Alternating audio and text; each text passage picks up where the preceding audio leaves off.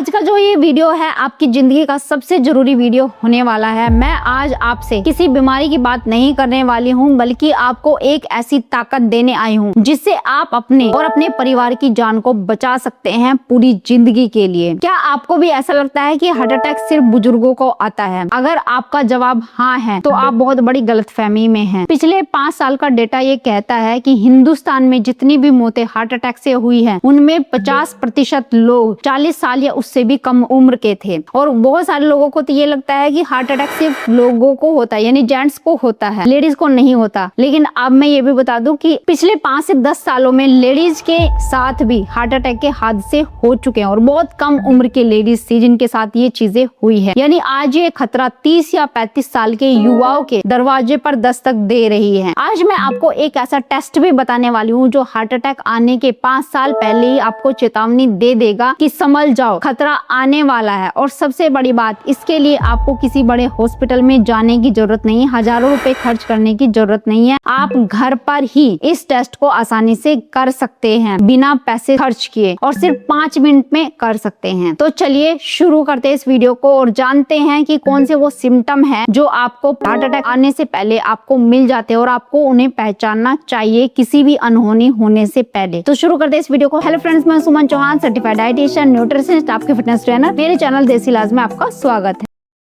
जब भी हम टेस्ट कराने के लिए डॉक्टर के पास जाते हैं, हम सिर्फ कोलेस्ट्रॉल देखते हैं। हमें लगता है कि कोलेस्ट्रॉल नॉर्मल होना चाहिए तो हम सुरक्षित हैं। पर क्या आपको पता है कोलेस्ट्रॉल से भी बड़ा जो कातिल है वो है प्लाक। हमारी जो आर्टरीज होती है लचीली पाइप जैसी होती है जो पूरे शरीर में ऑक्सीजन वाला खून पहुंचाती है। जब हमारी लाइफ स्टाइल बिगड़ती है, यानी हम अपने लाइफ स्टाइल को बिगाड़ के रख देते, तो इन पाइपों के अंदर कचरा जमा होना शुरू हो जाता है जिसे हम प्लाक कहते हैं। धीरे धीरे ये नसें भी सख्त होने लगती है और चौक हो जाती है। जब यही कचरा यानी कि प्लाक सख्त होता है तो इसे कैल्सिफिकेशन भी कह देते हैं। इसके छोटे छोटे कण टूटकर खून के साथ बहने लगते हैं। अगर वो कण दिल की नसों में फंस जाएं, जाकर के इकट्ठा हो जाएं, तो हार्ट अटैक, अगर दिमाग की नस में आ गया तो ब्रेन स्ट्रोक जैसा दिक्कतें हो सकती है और लकवा जैसी ये परेशानी आपको हो सकती है। अक्सर हम हॉस्पिटल में कैल्शियम स्कोरिंग या एंजियोग्राफी कराते हैं, तब तक बहुत देर हो चुकी होती है। लेकिन जो टेस्ट मैं आपको बताऊंगी वो तब बता देगा जब आपकी नसों में सिर्फ सूजन या इन्फ्लेमेशन शुरू हुई होगी, यानी जब बीमारी पूरी 100% तक पहुंचे। उससे 5 साल पहले आपको चीजें पता लग जाएंगी कि आपकी बॉडी में क्या चल रहा है। इस टेस्ट का नाम है ABI। इसे करने के लिए आपको बस एक डिजिटल BP मशीन चाहिए जो आजकल हर घर में होती ही है। साथ में एक पेन और पेपर आपको ले लेना है। याद रखना है, इसे भागते दौड़ते या खाना खाने के तुरंत बाद नहीं करना है। पहले आपको 10 या 15 मिनट आराम से शरीर को रिलैक्स होने देना है। बेड पर एकदम सीधा लेट जाइए। आपको सीधा लेट जाना है ताकि आपका पूरा शरीर दिल के पैरेलल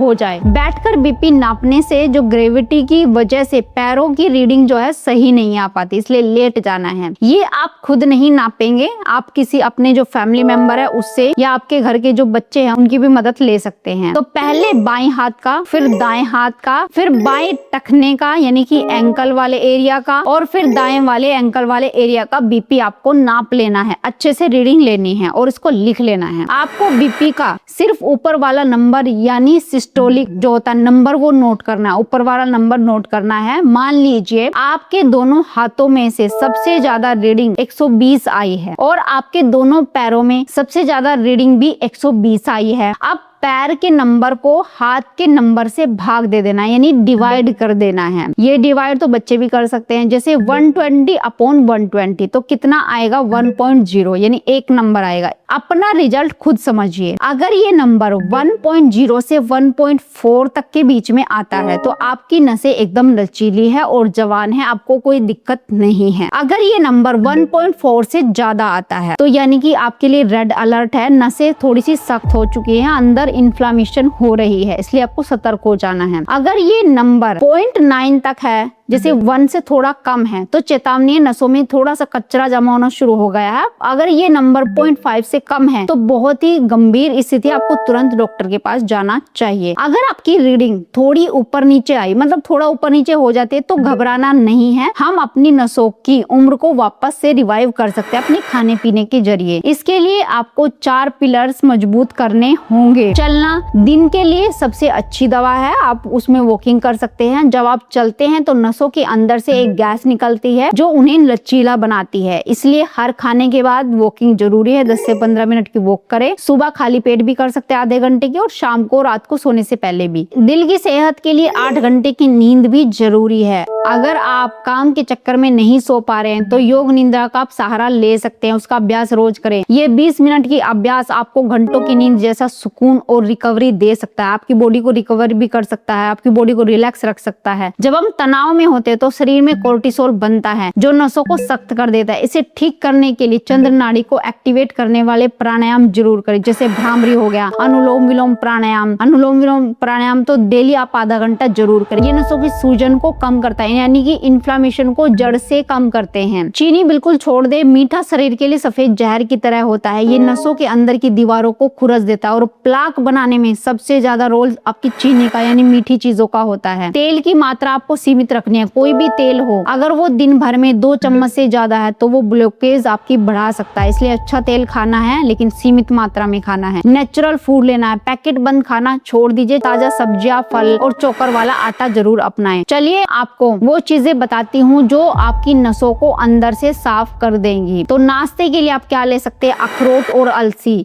भीगे हुए अखरोट दिल की नसों के लिए सबसे बेहतरीन चीज है, तो वो आप जरूर खाएं दिन में एक बार। सुबह खाली पेट भी ले सकते हैं। अंकुरित अनाज जरूर है, इसमें मौजूद जो एंजाइम्स होते हैं नसों की इलास्टिसिटी को बढ़ाते हैं। तो सुबह जब आप ब्रेकफास्ट करते हैं तो भीगे हुए चने या फिर भीगे हुए आप मूंग दाल के स्प्राउट ढेर सारे सैलेड में मिला के भी ले सकते हैं। दोपहर और रात के खाने के लिए आप खाने में लहसुन की मात्रा थोड़ी सी बढ़ा दे, दिन में जरूर ले। ये खून को पतला रखने में आपकी मदद करता है। सब्जी में हल्दी का इस्तेमाल जरूर करें, ये इन्फ्लेमेशन को कम करता है। या पानी में मिला के भी 1-2 चुटकी हल्दी आप ले सकते हैं। हम अक्सर सोचते हैं कि हमने तो घी बिल्कुल भी नहीं खाया, फिर मुझे हार्ट की प्रॉब्लम क्यों हुई है। पर क्या आप जानते हैं, अगर आप हर वक्त गुस्से में रहते हैं या बहुत ज्यादा एम्बिशियस होकर खुद को तनाव देते हैं तो आपका शरीर खुद ही अंदर से कचरा बनने लगता है और आपके दिल को कमजोर बनाने लगता है। तो तनाव की वजह से नसों में सूजन आ जाती है। जब आप शांत रहते हैं और मुस्कुराते हैं तो आपका शरीर नसों को वापस से लचीला बनाना शुरू कर देता है। इसलिए काम जरूर करिए लेकिन दिल पर बोझ लेकर नहीं। आप सुन लीजिए कि वो सिम्टम कौन से हैं